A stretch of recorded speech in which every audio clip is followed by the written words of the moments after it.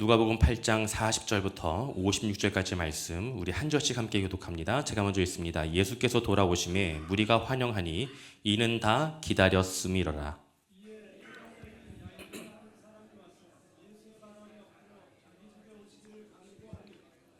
이는 자기에게 12살 된 외딸이 있어 죽어감이러라. 예수께서 가실 때에 무리가 밀려들더라.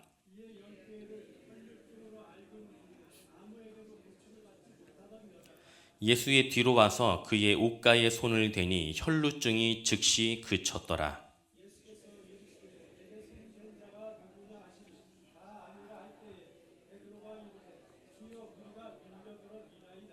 예수께서 이르시되 내게 손을 댄 자가 있도다. 이는 내게서 능력이 나간 줄 알미로라 하신대.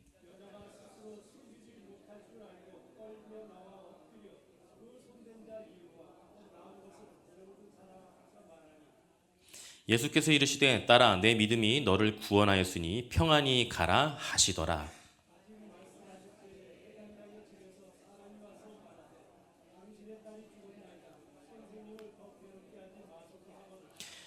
예수께서 들으시고 이르시되 두려워하지 말고 믿기만 하라. 그리하면 딸이 구원을 얻으리라 하시고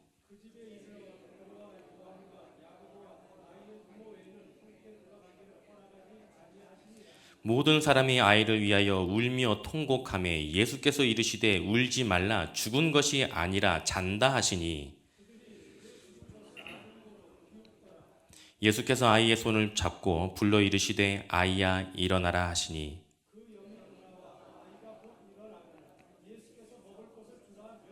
함께 했습니다. 그 부모가 놀라는지라 예수께서 경고하사 이 일을 아무에게도 말하지 말라 하시니라. 아멘.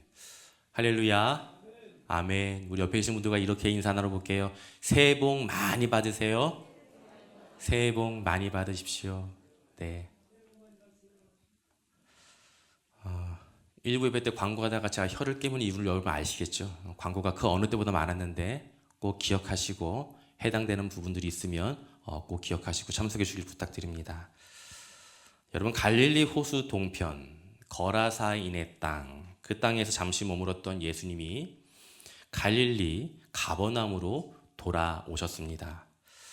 여러분 거라사의 사람들은요 귀신 들린 그 사람을 회복시키신 예수님을 만나게 되었지만 이들의 반응은 예수님에 대한 거절이었습니다.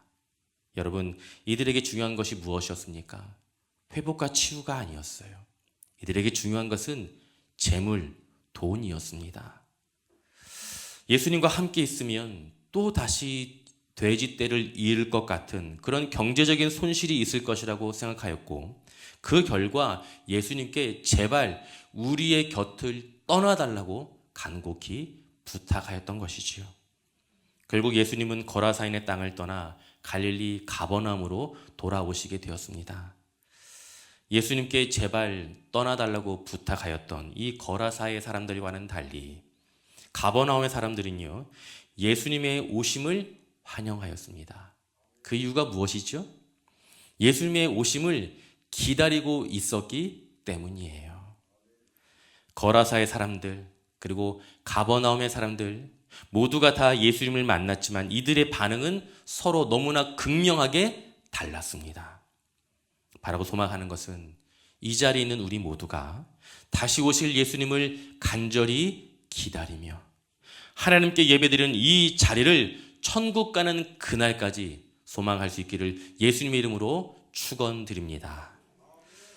오늘 본문의 말씀엔 특별한 두 사람이 소개되어지고 있는데 먼저 회당장인 야이로에 대한 이야기입니다. 우리 누가복음 8장 41절 42절 함께 있습니다. 이에 회당장인 야이로라 하는 사람이 와서 예수의 발 앞에 엎드려 자기 집에 오시기를 간구하니 이는 자기에게 12살 된 외딸이 있어 죽어감이러라. 아멘. 회당장인 야이로가 예수님의 발 앞에 엎드려 예수님께서 자신의 집에 오시기를 간청하였습니다. 왜요? 그 이유가 무엇입니까? 이제 12살 된 자신의 딸, 이 야이로의 딸이 집에서 죽어가고 있었기 때문입니다. 여러분, 당시 회당장은요, 유대인들이 안식일에 함께 모여 예배를 드리고 말씀에 대한 가르침을 받는 그 회당의 건물과 예배에 대한 모든 책임이 회당장에게 있습니다. 따라서 당시 회당장이라고 하면요, 유대 사이에서 꽤 영향력이 있었던 사람입니다. 얼마든지 유력한 의사의 도움을 받을 수 있는 사람이에요. 그러나 야이로의 딸이 처한 그 상황이 당시의 의술로는 더 이상 기대할 수 없는, 회복할 수 없는 상황이었기에 회당장인 야이로는 예수님의 그 발 앞에 엎드려 예수님께 도와달라고 간청하였던 것입니다. 여러분, 아픈 자녀를 둔 이 회당장 야이로의 마음, 여러분은 이해가 되십니까? 그 마음에 헤아려지십니까? 저는 아픈 딸을 둔 그 아비의 마음이 이해가 되어지더라고요. 사실 저희 어머니가 아프셨을 때보다 저희 자녀들이 아팠을 때 저는 더 큰 고통을 느꼈고 더 많은 눈물을 흘려야만 했습니다. 여러분, 그것이 부모의 마음이더라고요. 여러분, 회당장인 이 야이로가 과연 어떠한 마음으로 예수님의 발 앞에 엎드렸겠습니까? 오직 예수님밖에 나의 소망이 없음을 고백하는 그 마음으로 예수님의 그 발 앞에 엎드렸던 것입니다. 여러분, 많은 사람들은 감당할 수 없는 고통과 어려움을 겪게 될 때에 절망에 사로잡혀 넘어지게 됩니다. 또 누군가는 다른 누군가를 향한 원망의 마음을 품기도 해요. 또한 지푸라기라도 잡고 싶은 그 마음으로 도움을 전혀 줄 수 없는 헛된 것을 의지하기도 합니다. 그리고 마지막은요, 모든 것을 포기하기도 합니다. 그러나 이 회당장인 야이로의 선택은 예수님께 찾아가 예수님의 그 발 앞에 엎드려 예수님께 간청하는 것이었습니다. 사랑하는 성도 여러분, 지금 이 순간 감당할 수 없는 고통과 어려움을 겪고 있는 성도가 이 자리에 있다면 예수님 앞에 엎드려 예수님께 간청할 수 있기를 소망합니다. 오직 예수님만이 우리의 삶의 해답이 되시는 줄 믿습니다. 예수님께서 회당장인 야이로와 함께 그 딸이 있는 집으로 가는 길에 한 여인이 급하게 예수님께 찾아왔습니다. 우리 누가복음 8장 43절 말씀 우리 함께 있습니다. 이에 12해를 혈루증으로 앓는 중에 아무에게도 고침을 받지 못하였던 여자가, 예수님을 찾아온 이 여인은 12년 동안 혈루증을 앓고 있었습니다. 이 여인이 앓던 혈루증에 대해서 여러 학자들이 이런 병이었을 것이다, 아니다, 저런 병이었을 것이다, 자신들의 생각을 이야기하고 있어요. 중요한 것은 이 여인이 지금 당시에 어떤 병이라는 것이 중요한 것이 아니에요. 중요한 것은요, 당시 혈루증에 대한 유대인들의 인식과 반응이었습니다. 우리 구약성경 레위기 15장 19절 그리고 20절 말씀을 우리 함께 읽습니다. 어떤 여인이 유출을 하되 그의 몸에 그의 유출이 피이면 이래 동안 불결하니 그를 만지는 자마다 저녁까지 부정할 것이요, 그가 불결할 동안에는 그가 누웠던 자리도 다 부정하며 그가 앉았던 자리도 다 부정한즉. 여러분, 구약의 율법에 따르면 여인의 몸에서 피가 흐르게 되면 그 여인은 그 순간 부정한 사람이 됩니다. 뿐만 아니라 피를 흘린 이 여인과 접촉을 하는 사람, 더 나아가 그 여인이 누웠던 그 자리까지 부정한 자리가 되는 것입니다. 다시 말해, 혈루증을 앓고 있는 이 여인은 자신뿐만 아니라 자신이 만나는 모든 사람들, 자신이 머물고 있는 그 모든 곳까지도 부정해진다는 것입니다. 문제는 이 여인이 몇 년 동안 혈루증을 앓고 있었습니까? 무려 12년이었어요. 이 여인은 12년 동안 자신의 삶 전부가 송두리째 부정해지고 만 것입니다. 더 큰 문제는 이 부정한 여인은요, 회당에 갈 수 없습니다. 예배 드릴 수 없어요. 자신이 앓고 있는 이 질병으로 인하여 육신의 고통 가운데 놓여 있지만 정작 이 고통을 하나님께 고백하고 하나님의 은혜를 경험할 수 있는 예배의 자리조차 참석하지 못하였다는 것입니다. 철저히 가족과 세상으로부터 소외되고 고립된 인생을 살아가야 하는 이 절망스러움과 육체적인 고통뿐만 아니라 영적인 고통까지 동반된 이 질병이 바로 오늘 본문의 말씀에 소개되어지고 있는 혈루증인 것입니다. 여러분, 혈루증을 앓고 있는 이 여인에 대하여서 마가는 조금 더 자세하게 우리에게 소개하는데, 우리 마가복음 5장 26절 27절 말씀 우리 함께 읽습니다. 많은 의사에게 많은 괴로움을 받았고 가진 것도 다 허비하였으되 아무 효염이 없고 도리어 더 중하여졌던 차에 예수의 소문을 듣고 무리 가운데 끼어 뒤로 와서 그의 옷에 손을 대니. 아멘. 여러분, 이 여인은 12년 동안 자신이 할 수 있는 모든 최선의 노력을 다했습니다. 용하다는 모든 의원을 다 찾아가 봤어요. 그러나 자신의 병이 더욱더 안 좋아질 뿐이었습니다. 결국 포기할 수밖에 없는 이 절망적인 상황 속에서 이 여인이 누구를 만나게 된 것입니까? 바로 예수님을 만났습니다.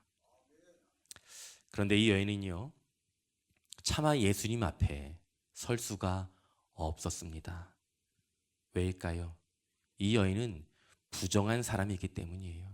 모두가 다 부정하다고 생각하고 여겼기 때문입니다. 그래서 그녀가 할 수 있는 것이라고는 예수님의 뒤편에 서서 예수님의 옷자락을 만지는 것뿐이었습니다. 혈루증을 앓던 이 부정한 여인이 예수님의 옷자락에 손을 대는 순간, 여러분, 어떤 일이 일어났습니까? 우리 누가복음 8장 44절 말씀 우리 함께 읽습니다. 예수의 뒤로 와서 그의 옷가에 손을 대니 혈루증이 즉시 그쳤더라. 아멘. 아멘. 여러분, 부정한 여인이 예수님의 옷자락에 손을 대었습니다. 그 결과가 무엇입니까? 부정해진 이 여인 때문에 예수님이 부정해진 것이 아니라 부정한 이 여인의 병이 즉시 나았습니다. 여러분, 이 여인이 예수님께 찾아온 이유가 무엇입니까? 두 가지예요. 예수님에 대한 이야기를 들었기 때문입니다. 두 번째로 예수님의 옷에만 손을 대어도 구원을 받을 것이라 생각하였기 때문입니다. 여러분, 우리도 예수님의 말씀에 대한 예수님에 대한 말씀을 듣고 예수님께 나아가면 회복을 경험할 수 있다고 생각합니다. 여기까지 생각하는 것은 사실 그리 어려운 일이 아니에요. 문제는 우리의 생각이 늘 생각에서 멈춘다는 것이지요. 여러분, 우리의 삶 가운데 진정한 삶의 변화가 나타나지 않는 이유가 무엇입니까? 모두가 다 알고 있어요. 사실 우리가 몰랐던 이야기가 아니잖아요. 늘 우리의 다짐과 우리의 결심과 우리의 생각에서 멈추기 때문입니다. 말씀을 듣고 은혜를 받기도 하고 귀한 깨달음을 얻기도 합니다. 또 무언가 다짐과 결심을 하기도 합니다. 그러나 거기에서 멈춘다는 거예요. 내가 들은 이 말씀이 나의 삶 가운데 능력이 되게 하기 위해 반드시 필요한 것이 무엇입니까? 그것은 말씀대로 살아가는 것입니다. 행함이 있는 믿음이에요. 오늘부터 새롭게 순 모임이 시작됩니다. 여러분, 순 모임에서 다른 거 사실 필요 없어요. 사실 순 모임 때 국수 먹는 것보다 더 중요한 것이 있어요. 오늘 들은 말씀, 나에게 준 은혜가 무엇인지 함께 나누고, 들은 이 말씀 우리가 한 주일 동안 어떻게 붙들고 살아갈지 함께 나누는 거예요. 이 두 가지만 하시면 돼요. 이것이 바로 순 모임입니다. 여러분, 제가 우리 교회 부임하면서 기도하는 가운데 하나님께서 우리 교회에게 주신 사명이 있습니다. 아까도 우리 장로님 기도하실 때, 대피 기도하실 때 기도하셨던 것처럼 전도, 선교, 구제, 그리고 다음 세대입니다. 저는 전도와 선교, 구제, 그리고 다음 세대를 살리는 이 사역이 하나님께서 우리 교회에게 주신 사명이라고 믿습니다. 이 사명을 힘있게 감당하기 위해 우리 교회는 회복을 넘어서 영적인 부흥을 경험해야만 하는 것이지요. 저에게 한 가지 목표가 있어요. 그것이 무엇이냐면 우리 교회 전체 예산의 50%를, 절반을 전도와 선교, 구제, 그리고 다음 세대를 위한 재정으로 사용하는 것입니다. 여러분, 지난 추수감사헌금 그리고 성탄감사헌금, 이 두 번의 감사헌금으로 채워진 재정의 절반을 우리가 어려운 이웃과 성도들을 위한 재정으로 사용한 이유 또한 이와 같습니다. 우리 교회에게 주신 사명을 감당하지 않는다면 죄송한 이야기지만 우리 교회는 부흥할 필요가 없습니다. 아니, 부흥해서는 안 돼요. 반드시 기억하셔야 됩니다. 하나님께서 우리에게 맡겨주신 사명을 힘있게 감당하기 위해 우리가 영적인 부흥을 꿈꾸고 숫자적인 부흥도 꿈꾸는 거예요. 이 사명을 감당 안 한다면요, 우리 교회는 절대로 부흥해서는 안 됩니다. 참 적지 않은 교회들이 이런 일들로 인하여 세상 가운데 빛과 소금의 역할을 감당하는 것이 아니라 오히려 세상에 해가 되고 악이 되는 교회의 모습으로 그렇게 교회 운영을 하고 있는 교회들이 얼마나 많은지 몰라요. 바라고 소망하는 것은 성동중앙교회는 하나님께서 기뻐하시는 일이 무엇인지, 하나님께서 우리에게 원하시는 일이 무엇인지 늘 말씀과 기도의 자리에서 묻고 기도하고 또 기도하며 주님께서 우리에게 맡겨주신 사명을 천국 가는 그날까지 온전히 감당할 수 있기를 예수님의 이름으로 축원드립니다. 우리만 함께 웃고 함께 우는 것이 아니에요. 성동구, 금호동 지역의 주민들과 함께 웃고 함께 우는 사명을 감당하는 것이 하나님께서 우리에게 주신 사명인 줄 믿습니다. 금번 2025년 선교 헌금 그리고 장학 헌금 작정에 많은 성도님들이 참여해 주셨어요. 이 귀한 사명에 참 많은 분들이 마음을 모아줘서 참 감사드립니다. 여러분, 우리가 받은 이 은혜를 우리가 속한 공동체 가운데 온전히 흘려보낼 때 하나님께서 더 큰 은혜를 흘려보낼 수 있는 축복의 통로로 우리를 세워주시고 사용하여 주실 줄 믿습니다. 다시 말씀으로 돌아와서요, 혈루증을 앓던 이 여인, 예수님에 대한 말씀을 듣게 되었습니다. 그리고 예수님에 대한 생각을 행동으로 옮겼습니다. 여러분, 사실 이 여인이 예수님 곁에 나타났다는 이 사실은요, 있을 수 없는 일입니다. 사람들에게 발각되면 돌에 맞아 죽어야 하는 게 이 혈루증을 앓고 있는 부정한 여인이 짊어져야 하는 숙명이었던 것이지요. 그럼에도 불구하고 죽음을 각오하고 예수님께 나온 결과가 무엇입니까? 12년 동안 앓았던 그 혈루증이 예수님의 옷자락을 만지는 그 순간 깨끗이 낫게 되었습니다. 예수님은 한 여인이 자신의 옷자락에 손대신 그 손댄 그 사건에 대하여 다음과 같이 말씀하시는데요, 우리 누가복음 8장 45절 46절 말씀 우리 함께 읽습니다. 예수께서 이르시되 내게 손을 댄 자가 누구냐 하시니 다 아니라 할 때에 베드로가 이르되 주여 무리가 밀려들어 미나이다. 예수께서 이르시되 내게 손을 댄 자가 있도다. 이는 내게서 능력이 나간 줄 알미로다 하신대. 아멘. 예수님께서 사람들에게 묻습니다. 누가 내 몸에 손을 대었느냐? 어떻게 하셨을까요? 옷자락에 손만 대었을 뿐인데. 베드로가 대답을 합니다. 주님, 무리가 밀려들어서 어쩔 수 없이 예수님의 몸이 닿거나 손이 닿았을 것입니다.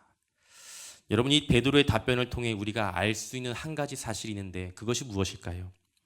당시 예수님을 만나기 위해 수많은 사람들이 몰려들었다는 거예요.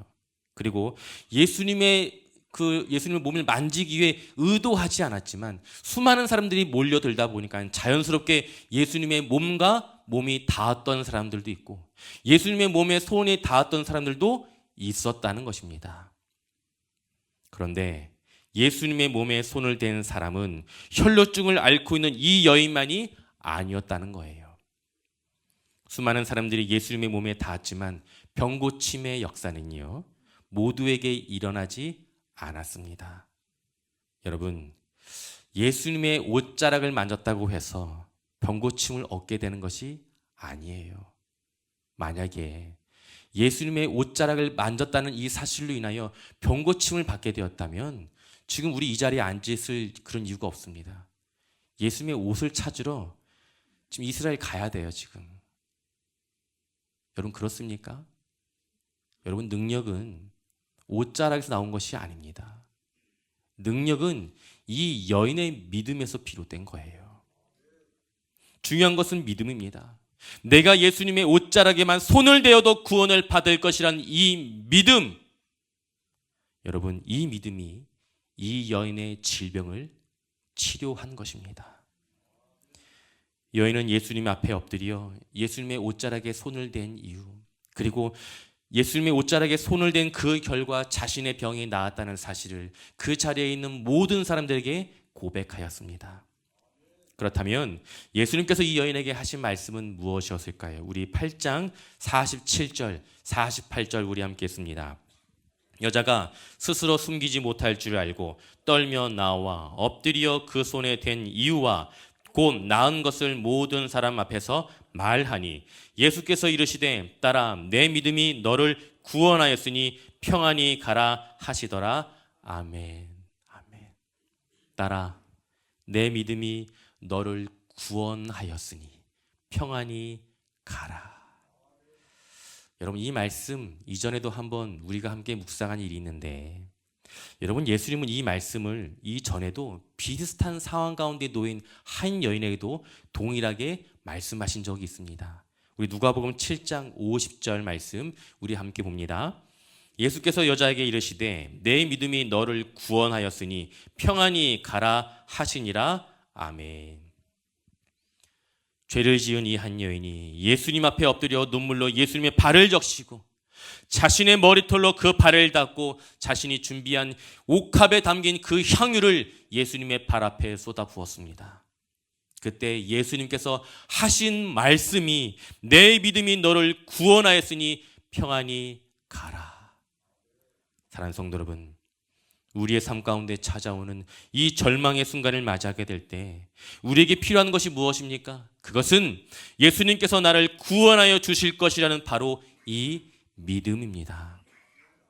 지금 이 순간도 나와 함께 동행하고 계시며 나의 모든 상황과 형편을 아시는 그 예수님께서 내 삶 가운데 손대어 주시면, 아니 말씀만 하시면 모든 것이 회복될 것이라는 이 믿음, 이 믿음으로 인하여 샬롬, 진정한 평안을 누리게 되는 줄 믿습니다.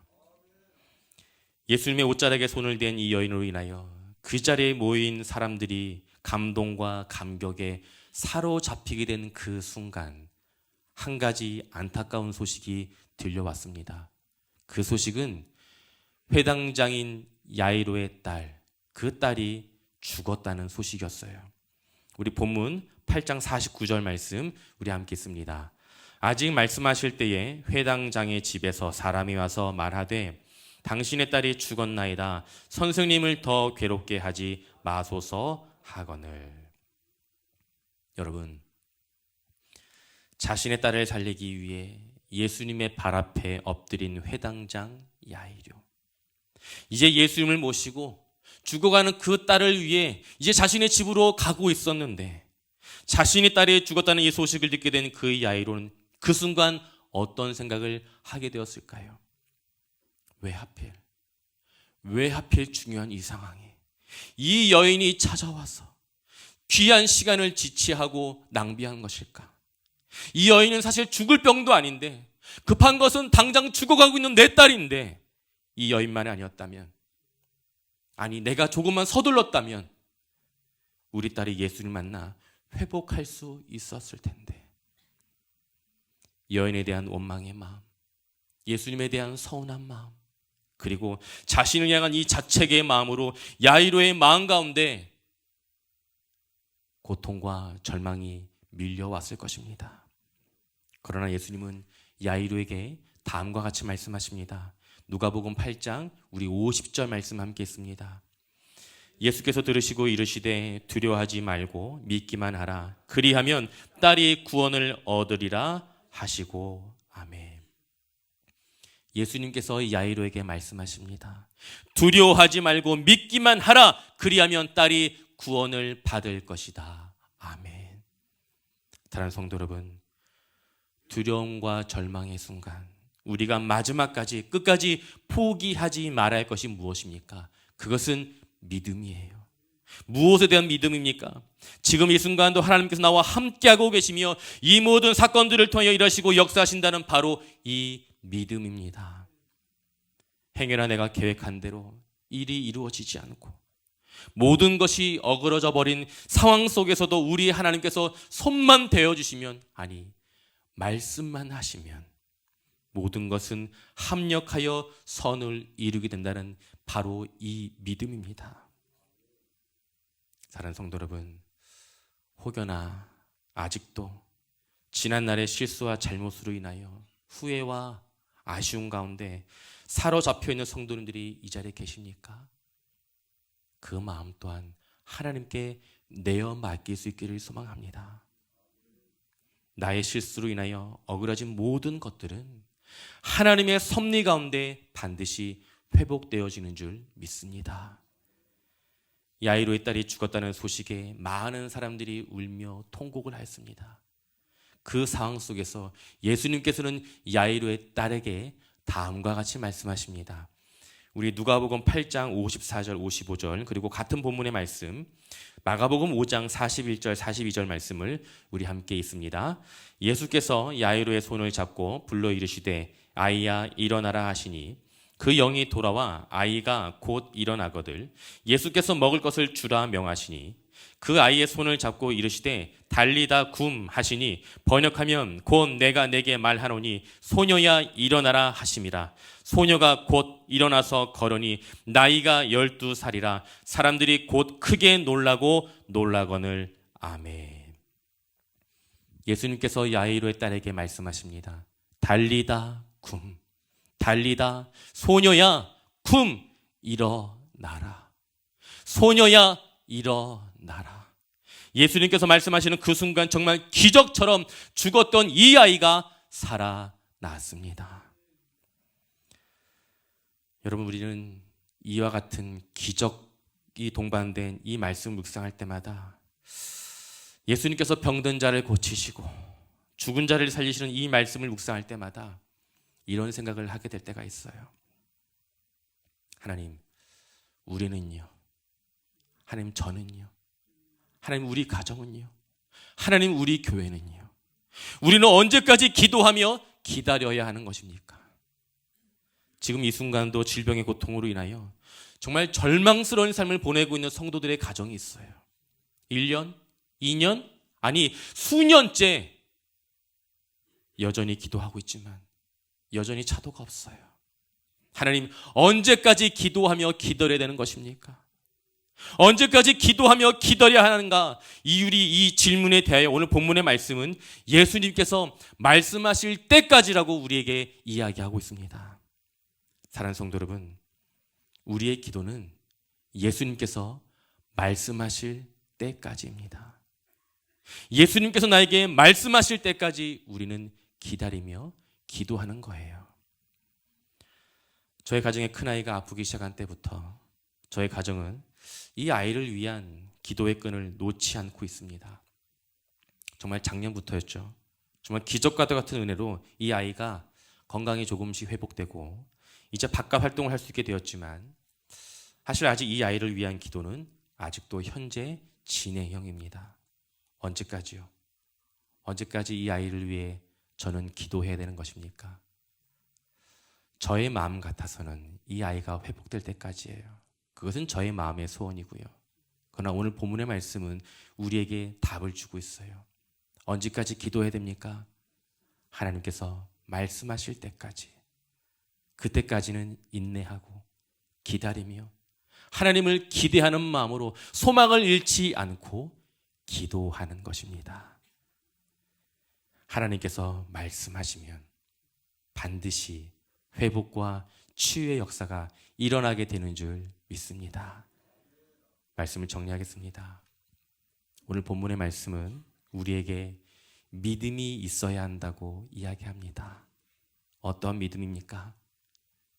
우리 하나님께서 말씀하시는 그때까지 기도하며 인내하면 하나님께서 반드시 회복시켜 주실 것이라는 바로 이 믿음입니다. 사실 저희 가정은요, 이 아이가 정상적으로 학교에 입학을 하고 바깥 활동할 것도 사실 기대조차 못했어요. 사랑하는 성도 여러분, 하나님의 시간표는 우리의 계획과 우리의 생각과는 조금 다릅니다. 하나님의 때가 언제인지 우리가 알지 못하지만 하나님께 정하신 그 때까지 하나님께서 가장 좋은 방법으로 응답하여 주신다는 이 사실을 우리가 믿음으로 기도의 자리에서 우리 주님께서 우리에게 말씀하실 그때까지 묵묵히 기도하며 버티고 이겨낼 수 있는 사랑하는 성동중앙의 모든 믿음의 권속들이 되시길 예수님의 이름으로 축원드립니다.